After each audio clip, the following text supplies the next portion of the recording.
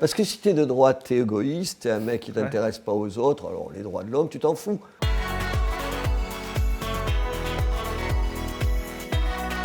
Salut à tous, on est sur la chaîne Un Défi, j'enlève mon masque pour recevoir notre invité aujourd'hui. C'est Robert Ménard, bonjour. Bonjour. Vous êtes maire d'une ville, Béziers. Absolument. Comment vous définiriez votre ville en 3 mots comme ça? La plus vieille ville de France, c'est pas tout à fait, 80 000 habitants, c'est chez moi, alors c'est super. C'est bien, moi, comme ça donne envie, comme ça. Exactement. Venez voir, vous verrez, et puis il fait 300 jours de soleil par an, c'est mieux qu'ici.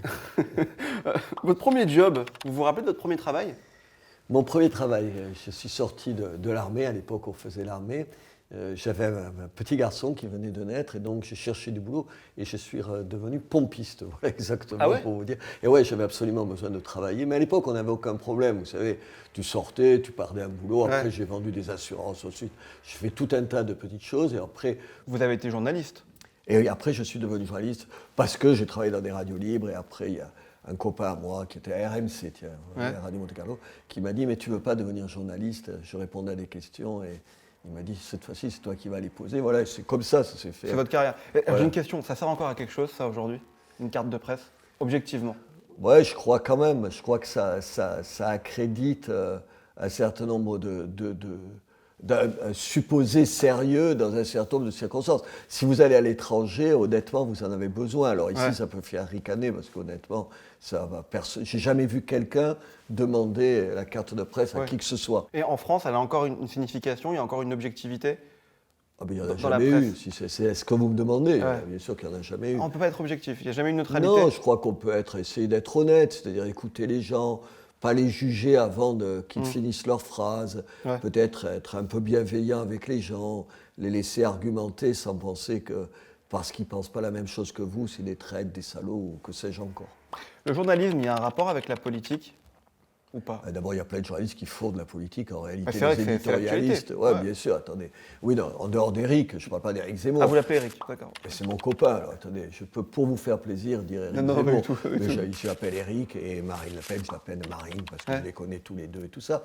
Mais je fais attention, donc. Éric Zemmour, Z, puisque c'est comme ça qu'il l'appelle. Oui, non, mais lui, il est éditorialiste, il est passé d'un à l'autre. Mais moi, j'étais journaliste, je passais à la politique. Mais il y a même des gens, c'est pas ça que je voulais dire. Je veux dire, il y a des gens qui, pendant qu'ils font du journalisme, en réalité, font de la politique. Enfin, quand vous écoutez tout un tas de gens, vous n'avez pas de doute sur leur choix, leur orientation et tout. C'est respectable, moi, je m'en fous éperdument. Mais ce qui est insupportable, c'est que quand vous avez des idées très à droite comme moi, les gens vous disent « Ah ouais, tu fais de la politique ». Et quand tu as des idées à gauche, ah non, tu es objectif. Non, il ne faut juste pas déconner quand même. Vous avez toujours été très à droite? Ouais, j'étais à gauche, très à gauche. J'étais à la Ligue communiste révolutionnaire, je ne sais pas si vous imaginez, après 68. Olivier Besancenot, à peu près. Mais pareil, oui, voilà. Là, et ensuite j'ai été au Parti socialiste, mais en 81, j'ai quitté la politique parce que j'en avais marre. Puis après, tu as le réel qui te prend à la gorge. Moi, je change d'avis régulièrement parce que je regarde les choses autour de moi et juste, ça me fait changer d'avis. Et je n'ai aucun problème pour dire que j'ai changé d'avis et encore moins pour dire que je me suis trompé. À quel moment vous avez changé d'avis? Au fur et à mesure que je voyais la France changer, mon quartier où j'étais à Béziers évoluait pas exactement comme je le voulais. Et puis j'évolue aussi parce que je suis marié à une femme qui pèse beaucoup, beaucoup sur moi. Je pense que je suis pas le seul garçon qui écoute sa femme. Et elle m'a fait d'abord retrouver la religion. Moi, je l'avais oublié il y a longtemps. J'ai failli être prêtre quand même, c'est pour ça. On allait en parler. Voilà. Et donc, elle m'a fait reprendre conscience de ça. Et puis, vous changez. Vous n'êtes pas le même à 20 ans et à 50 balais. Et encore moins à plus de 60. Votre femme, elle est députée? Elle est députée, oui, absolument. Ça parle pas trop de politique à la maison, tout le temps? Si vous en parlez avec nos enfants, ils vont vous dire que oui. Notre fille, Clara, trouvait insupportable que sa mère se mette à faire de la politique parce qu'elle disait déjà papa. Puis elle n'a pas exactement tout le temps nos mêmes sensibilités, mais alors deux à table. Mais bien sûr, vous croyez que je pensais exactement comme mes parents? Bien sûr que non. Et elle aussi, moi c'est des bêtises, mais je suis végétarien, elle est végane. C'est-à-dire qu'il faut être toujours plus rude par rapport aux choses. Voilà, alors nous on est à droite, donc elle se définit comme étant à gauche. Et puis quand je l'entends 5 minutes parler, je lui dis de temps en temps, ma puce, si c'est celle de gauche, je suis de gauche comme toi. Oui. Parce que voilà, c'est un jeu, c'est les rapports entre les enfants et les parents. Vous vous rappelez la première fois que vous avez voté? Ou pas? Quand est-ce que j'ai voté? Attendez, moi, j'ai voté à 21 ans, pas à 18 ans. Ah oui, d'accord. Oui. Sous Giscard. Sous Giscard. Et quelle élection? C'était la présidentielle? La présidentielle, j'ai voté Mitterrand. Vous avez voté Mitterrand? Absolument. Alors que j'étais rocardien, mais il avait fait la peau de rocard avant. Ouais. Donc voilà. Et s'il se représente aujourd'hui, Mitterrand, s'il était là, vous revoteriez pour lui ou pas? Non. Et en même temps, je suis injuste parce que juste avant qu'il soit élu, il a été mon témoin de moralité. Ah oui? Parce que j'ai été inculpé plus de 70 fois pour violation du monopole. Pour la radio, justement, pour Radio Pomarède. Et il avait dit oui, il était venu. Il m'avait impressionné quand même. C'était une bête de scène, c'était incroyable. Moi, j'étais un gamin encore. Et il était arrivé, donc on s'était retrouvés dans les salles des témoins et tout ça. Il ne disait pas un mot. Il était un peu fatigué, endormi. Et dès qu'il avait été en position de parler, c'était une espèce de métamorphose. Et j'avais été fasciné par le talent de ce monsieur. Moi, je ne sais pas ses idées, mais vous pouvez ne pas avoir les idées des gens et trouver qu'ils ont du talent quand même. Mais c'est intéressant ce que vous dites. Est-ce qu'il y a encore des gens comme Mitterrand aujourd'hui dans la politique française? Ah, de cette trempe, quoi, de cette carrure. Moi, je l'ai connu, mais je n'ai jamais voté. Il était cultivé, mais un garçon comme, je sais pas, on parlait d'Éric Zemmour est cultivé, mais Mélenchon est cultivé. Je pense que ceux qui manient le mieux le français à la manière de Mitterrand, je dirais, oui, aujourd'hui Mélenchon et hier Jean-Marie Le Pen, vous voyez, pour prendre, ça n'a rien à voir avec les idées. Ils ont une culture, une façon de maîtriser le français qui est une culture qui est éblouissante, encore une fois. Moi, je ne suis pas mélenchoniste, je ne suis pas d'accord avec Jean-Marie Le Pen, mais je reconnais un talent. Ça vous énerve quand on dit que vous êtes facho? Parce qu'on dit que vous êtes... On dit. Ça veut dire quoi être facho? Parce qu'on entend ce mot partout en ce moment. Et deuxièmement, ça vous énerve? Ça me blesse. Je trouve ça, comment vous dire, à la fois, je pourrais hausser les épaules en disant c'est stupide, ça n'a pas de sens. Mais je ne fais pas que hausser les épaules, ça me blesse, parce que toute ma vie, c'est le contraire. À côté, j'ai été le patron de Reporters sans frontières pendant 25 ans. Je ne me suis jamais posé la question, quand je défendais quelqu'un, de quelle religion, de quelle couleur de la peau, ses idées, mais ça ne m'est jamais venu à l'esprit. Je m'en contrefous. Je défendais quelqu'un, en l'occurrence, parce que le mec était en prison pour avoir des idées qui n'étaient pas celles du pouvoir. C'était la seule chose qui faisait que j'étais là. Ensuite, les idées qu'il avait, c'était secondaire, et j'ai toujours été sur ce registre-là. Vous savez, il y a des gens, c'est facile de mettre les gens dans les cases. Mais moi aussi, j'ai ce tort-là souvent, bien sûr.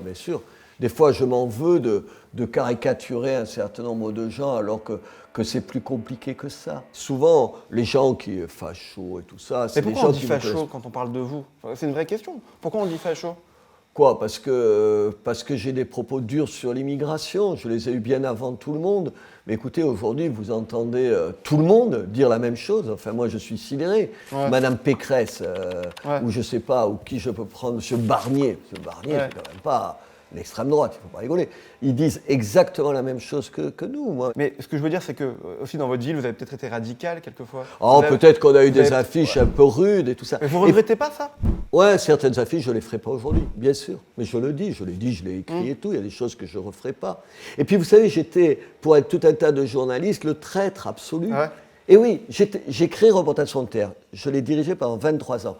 Je les ai défendus pendant 23 ans. Et dans la tête de beaucoup de gens, si tu t'intéresses aux droits de l'homme et aux libertés, c'est que tu es forcément de gauche. Parce que si tu es de droite, tu es égoïste, tu es un mec qui ne t'intéresse pas aux autres, alors les droits de l'homme, tu t'en fous. Et donc, les types, quand ils découvrent, mais moi, quand j'étais le patron de Reporters sans frontières, j'étais très à droite depuis un paquet d'années. Et tout le monde le savait, Reporters sans frontières. Mais j'en parlais pas parce que je n'avais pas à en parler. Personne ne m'a interrogé sur ces questions-là. On m'interrogeait sur la liberté de la presse. Et je n'ai pas changé d'avis sur la liberté de la presse. Et donc, les gens découvrent, merde, on a nourri une vipère lubrique dans notre sein, un type de droite et très à droite qui défendait les droits de l'homme. Et oui, parce qu'on peut être très à droite et défendre les droits de l'homme. C'est marrant ce que vous dites parce que vous avez été élu en quelle année? En quelle année vous êtes passé en politique? En 2014. En 2014. Et c'est marrant parce que je pense que je commençais le journalisme à ce moment-là et je vous promets que je ne m'attendais pas du tout, sans le juger, je ne suis pas là pour ça, à ce que vous ayez ces idées, effectivement. Parce que je me suis dit, il défend la presse, il va être de gauche. Oui, mais c'est incroyable. Mais c'est intéressant ce que vous dites. C'est-à-dire qu'on met les gens dans des cases. C'est pavlovien. Moi, il y a encore des gens qui m'interviewent en me disant je sais pas, vous savez, mes amis politiques, ils adorent Poutine. Alors les gens, ils te disent et vous? Et moi, je dis, non, mais je ne suis pas Jobard encore, je sais ce que c'est, Poutine. Contrairement à eux, je sais, parce que je suis allé en Russie un certain nombre de fois pour sortir des mecs de ces situations merdiques et tout ça. Je dis, bien sûr que non, je ne confonds pas cet apprenti dictateur ou dictateur tout court avec la liberté d'expression. Mais les gens disent, ah oui, mais oui, on peut être très à droite et penser que Poutine n'est pas un modèle pour ce pays. Non, je ne pense pas que ce soit un modèle. Vous le dites, vous êtes très à droite. C'est vous qui le dites, hein, c'est pas oui, moi. Bien sûr. Vous êtes très à droite, là, très à droite, il y a 2 candidats qui se démarquent. C'est Marine Le Pen, dont vous êtes proche, et Éric Zemmour, vous l'avez dit, c'est un copain, c'est un pote à vous. C'est même un ami, on est amis, oui. Et vous voterez pour qui? À qui vous avez donné votre parrainage, là? À Marine, ça m'a fâché avec Éric. Ah ouais? Ouais, bien sûr, on est amis là. On se parle, on échange des SMS et tout. On essaye de préserver la petite part qui est personnelle de la politique. Mais la politique, ça bouffe tout après. Ah ouais? Eh oui, pardi, c'est difficile de faire la part des choses et tout. Non, je pense que Marine Le Pen, et honnêtement, j'ai jamais été au Rassemblement national, c'est pas ma tasse de thé. Vous n'avez pas d'étiquette d'ailleurs. Mais non, j'en ai jamais eu. Voilà. Et j'ai été élu avec près de 70% des voix, soutenu par aucun parti ce coup-ci, parce que les partis me gonflent. Mais oui, je la trouve plus raisonnable maintenant quand même. C'est paradoxal, celle qui apparaissait. Ouais, mais Éric Zemmour, il l'a recentré. Il l'a dédiabolisé. Ouais, je veux dire, Éric quand même, il est rude, quoi. Il est dur. Il a des paroles bleues. Il peut être.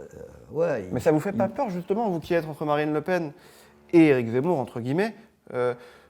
C'est vrai qu'il y a une surenchère à chaque fois. Et là, on n'est pas encore dans la campagne. Moi, ça me fait un petit peu peur. Oui, bien sûr, quand j'entends un certain nombre de propos, j'en sais rien, sur les prénoms, mais je lui ai dit, mais t'es tombé sur la tête. Je lui ai dit, je vous dis tout de suite, ce que je vous dis là, je lui ai déjà dit de vive voix et en face. J'ai dit, mais t'es tombé sur la tête. Un de mes meilleurs potes, qui était élu sur ma liste, et il est mort malheureusement, il s'appelait Noureddine. Il est harki, vous savez, il y a plein de harkis chez moi. Je veux dire, il avait du sang bleu, blanc, rouge. Vous savez ce que c'est l'Arki, vous voyez l'histoire. Les mecs, ils ont été massacrés parce qu'ils étaient que du côté de la France. Tu vas lui dire qu'il n'est pas français ou moins français que toi parce qu'il s'appelle Noureddine. Je dis, mais t'es cinglé. Et puis dire l'islam et l'islamisme, c'est pas la même chose. Enfin, moi, je compare pas les choses. Dans ma ville, les 2/3 des enfants dans les écoles, ils sont d'origine immigrée, dont l'immense majorité musulmane ou de culture musulmane, pas forcément de religion musulmane. Je vais leur dire quoi? T'as à choisir entre la France et l'islam.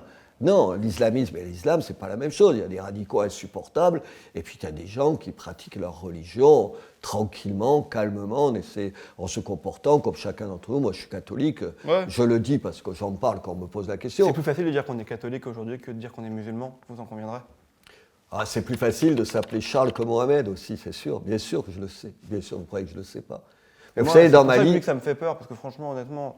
Quand vous dites Éric Zemmour, mais d'autres candidats d'ailleurs qui jouent aussi ce jeu-là, on a l'impression que la campagne elle va être centrée autour de l'islam, alors que franchement ces gens ils n'ont rien demandé. Mais en même temps, la question de l'immigration, c'est un vrai problème. Oui, mais l'immigration, vous l'avez dit, l'immigration. Attends, mais c'est ce que j'essaye de ne pas être trop caricatural en face de vous. J'essaie de jamais l'être, bien sûr. Mais vous savez, quand dans mon quartier, moi quand je suis arrivé, enfin j'étais pied noir, donc je suis né en Algérie. Et ensuite, on s'est retrouvé dans un quartier des quartiers à Béziers qui ont été construits pour des pieds noirs. Il y avait des pieds noirs, il y avait des métropolitains, c'est comme ça qu'on appelait les gens d'ici. Et puis il y avait des Algériens qui étaient là. Écoutez, moi je me souviens, je n'ai jamais vu une fille avec un voile. Jamais, je vous le jure sur la tête de ma fille, jamais. Il n'y en avait pas, les gens étaient musulmans. Ils ne parlaient pas arabe dans la rue. Moi j'ai vu des papas foutre une baigne à un fils en disant l'arabe tu le parles à la maison, ici on est en France, on parle français. Et c'était un bon réflexe pour les aider à s'intégrer, parce que quand tu es en France, il faut maîtriser le français, il faut réussir en France. Tu es là, tu n'es pas de passage, là c'est ton pays maintenant et tout ça. Et aujourd'hui, le même quartier à la Devèze, où je vais faire mes courses le samedi, il a radicalement changé. 80% des filles sont voilées. Je vous garantis qu'un certain nombre, parce qu'elles viennent me le dire, ne le font pas de gaieté de cœur. Et ça, je ne veux pas de ça. Alors on fait quoi? On interdit je ne sais pas. On interdit le voile? Dans un certain nombre d'endroits, oui. Moi, à un moment donné. On interdit tous les signes religieux, on interdit la kippa, on interdit. Les juifs, ils n'ont aucune envie de vous faire devenir juif. J'en ai jamais vu, moi, des gens venir. C'est pas une religion prosélyte. L'islam est salé. Et l'islam le plus radical, regardez dans les quartiers. Moi, je vois, par exemple, je m'oppose. Il y a des réponses. Je n'ai pas de réponse à votre question. Je ne sais pas comment faire. C'est intéressant. Je vous donne un exemple. Comment on peut changer les choses? Moi, je dis, par exemple, le gouvernement, pas celui-là, tous, c'est depuis longtemps. Je suis maire et il m'oblige à mettre à disposition de l'éducation nationale les écoles, les salles des écoles, d'un certain nombre d'écoles pour les petits, pour enseigner le turc et l'arabe chez moi. Moi, je m'y oppose. Je m'y oppose parce que je pense que ça développe le communautarisme. Vous savez, le turc, ils ont tous les télévisions turques chez eux, ils n'ont pas besoin du turc à l'école, honnêtement. En revanche, moi, j'ai mis en place des études surveillées le soir, c'est pas vrai, j'allais dire gratuites, c'est pas vrai, c'est 1 euro par jour pour apprendre mieux le français. Si on veut intégrer les gens, il ne faut pas leur apprendre l'arabe et le turc, il faut leur apprendre le français, parce que c'est ça qui fait que tu t'insères dans cette ville. Si un mec qui travaille avec vous ici ne parle pas le français, ça va être un problème pour vous. Vous n'allez pas l'embaucher, c'est aussi simple que ça. C'est aussi simple que ça. Voilà, j'essaie de trouver des réponses pragmatiques. J'entends ce que vous dites. Vous dire que j'ai une réponse à la question de l'immigration, non, j'en ai pas. Je pense qu'on reçoit 400 000 personnes chaque année, que c'est trop de gens, qu'on ne les intègre pas et que c'est une des causes des problèmes qu'il y a en France. Moi je réponds, je comprends ce que vous dites, mais après j'ai l'impression qu'on confond aussi un peu tous ces sujets et qu'on en fait un gros mélange et que là la campagne présidentielle elle arrive et que ça va être dangereux en fait. C'est ça que je veux vous dire. Je comprends si vous voulez me dire que on a tendance, on pourrait ne parler que de l'immigration, vous avez raison. Ça sera le thème de campagne, Moi, je pense que c'est une question centrale. Dire que l'immigration, c'est la réponse à toutes les questions, c'est une stupidité. Il y a plein d'autres questions qui n'ont rien à voir avec l'immigration. Donc moi, je parle beaucoup de l'immigration, mais je ne parle pas que de l'immigration. Mais peut-être qu'aussi qu'à la différence de Marine Le Pen ou d'Éric Zemmour, vous savez, la grosse différence que j'ai, c'est que moi, je suis à la tête d'un exécutif. Ce que je vous dis là, il va falloir demain, pas que j'aille le dire sur un autre plateau de télévision, ce qui n'est pas très compliqué, il faut que j'aille le dire dans un des quartiers, je suis le maire. Je suis à la tête d'une ville de 80 000 habitants, d'une agglomération de 130 000 habitants. Il faut que demain et après-demain, je serai dans des quartiers à Béziers à parler avec des gens. S'ils m'entendent chez vous et qu'ils disent et qui me redemandent, il faut que je sois capable de redire la même chose que je vous dis à eux. Ça change beaucoup, beaucoup de choses. Vous savez, c'est facile de dire des choses excessives et tout autour d'un plateau. Aller se le dire en face des gens, c'est un peu plus compliqué. C'est sympa comme boulot, maire d'une ville, ça vous plaît ? Ça me passionne. Non, ça paraît un peu gnangnan comme réponse, mais parce que tu changes les choses. Béziers, il y a 5 ans, il y a 10 ans, et Béziers aujourd'hui, c'est plus la même ville. Vous vous promenez dans la ville, alors ça peut vous paraître un peu bêtasson comme réponse, et en même temps, je dis, si tu n'avais pas été maire, ça n'existerait pas ça. Et ça, c'est quelque chose de formidable. Moi, je suis quelqu'un qui a envie de faire des choses. J'aime parler, mais j'aime surtout faire des choses. On parlait tout à l'heure d'Éric Zemmour et de Marine Le Pen. On vous en parle tout le temps en ce moment, je suppose. Marine Le Pen, Éric Zemmour, ça vous énerve un peu qu'on parle tout le temps de ça ? Non, c'est-à-dire je peux passer une interview entière à ne parler de rien d'autre que de ça. Alors moi, je vais vous poser une question par rapport à eux deux. Non, mais ça ne vous empêche pas de m'en poser. Une seule question, parce qu'après, je n'ai pas envie qu'on passe une interview là-dessus non plus. La différence entre les deux, c'est quoi ? Si vous deviez les caractériser chacun, la grande différence entre les deux. D'abord, sur 90%, ils disent la même chose. Bah ouais, c'est absolument, ça. Absolument. Ils ont des styles différents. Éric, c'est un idéologue au sens où il a des idées, qu'il est d'une sincérité absolue. Vous pouvez le détester, mais il pense sincèrement et complètement ce qu'il dit. Et il a le courage d'aller jusqu'au bout de ce qu'il pense, même si ça l'amène à dire des grosses bêtises, et je pense qu'il le sait de temps en temps. Marine Le Pen, c'est une fille sûrement plus fragile qu'Éric. Vous savez, elle s'appelait Le Pen quand il y a, quel âge elle a ? Elle a 50 ans. Donc il y a 30 ans, je vous garantis que ça ne devait pas être facile tous les matins. Tous les matins. Et donc je pense qu'elle s'est fait une carapace. Donc elle est à la fois des fois dure dans les rapports et tu sens de temps en temps, peut-être parce que je la connais, des choses plus fragiles chez elle. Mais sur les idées... Sur quoi ? Oui, elle me dirait que c'est pas vrai. Sur la question économique, il ne pense pas la même chose. Lui, il est plus libéral, elle est plus interventionniste. Sur l'immigration, elle ne confond pas islam et islamisme. Et lui, il dit que c'est la même chose. Mais ça me semble, ça reste marginal. On va faire le que oui, que non. Je ne sais pas si vous connaissez que oui, que non. Je vais vous faire des propositions, vous répondez que par oui ou que par non aux propositions. Ça, c'est un truc. Ouais, c'est horrible.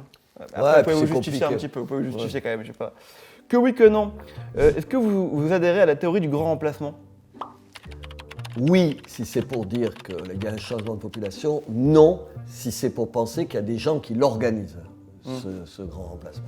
Que oui, que non. Est-ce que vous êtes contre la légalisation du cannabis ? Contre. Vous êtes contre? Absolument.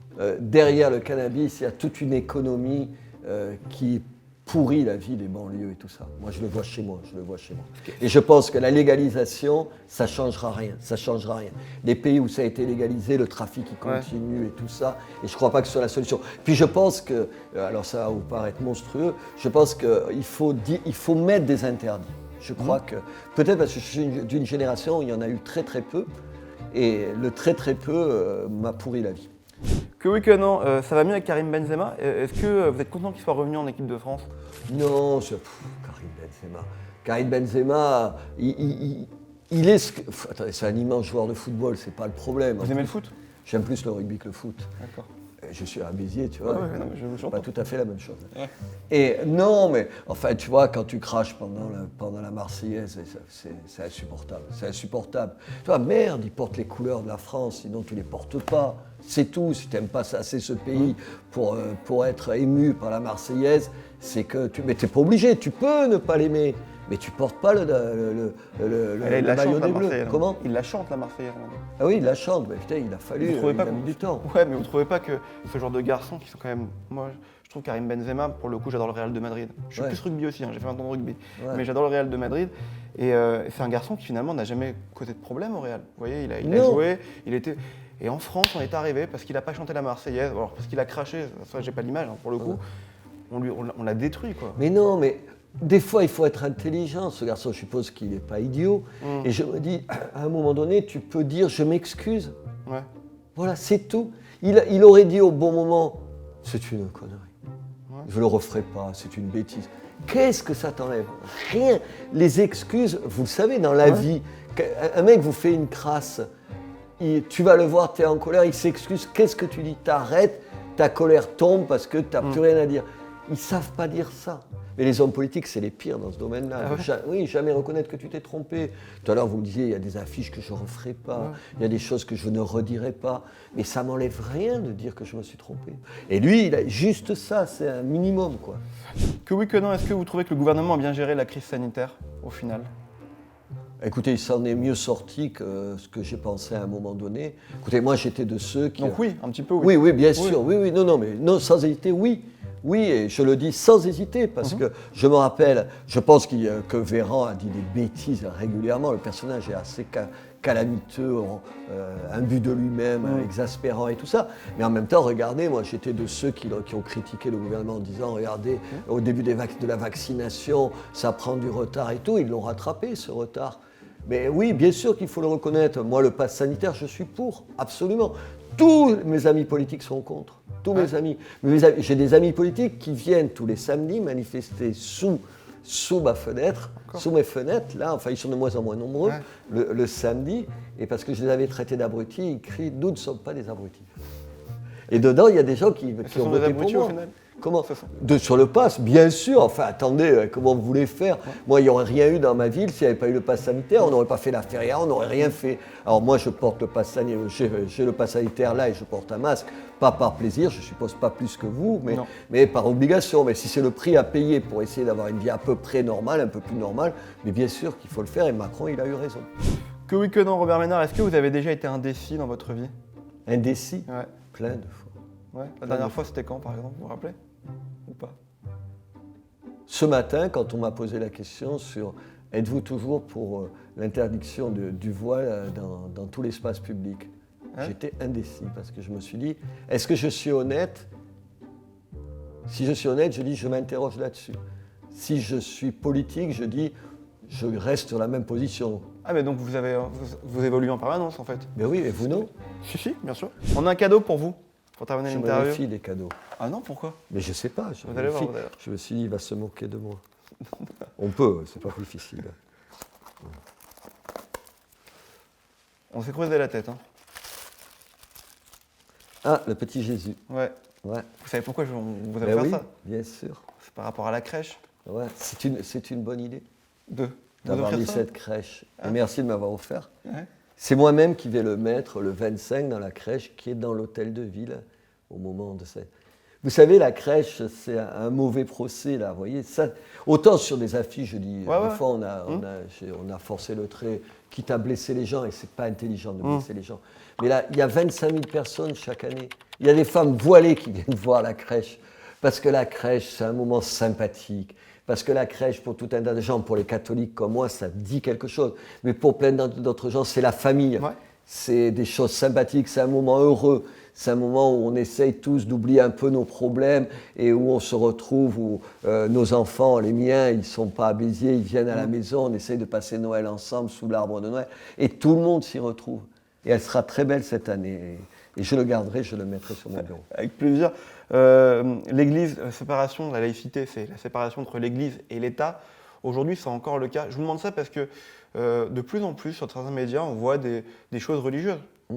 Est-ce que, bon, alors c'est des médias privés, vous me direz, ils font ce qu'ils veulent, au demeurant, mais est-ce que, quand on parle d'islam, on en a parlé au début, on se comporte de la même façon avec, par exemple, le christianisme? Mais on peut pas se comporter de la même façon. C'était ma question. On peut pas se comporter. Pourquoi? Parce que c'est l'héritage. Parce que c'est notre héritage. D'accord. Parce que vous soyez catholique ou pas, que vous le revendiquiez ou pas, que vous ayez la foi ou pas, pardon, l'Église, la religion, le catholicisme, la chrétienté, elle occupe notre espace.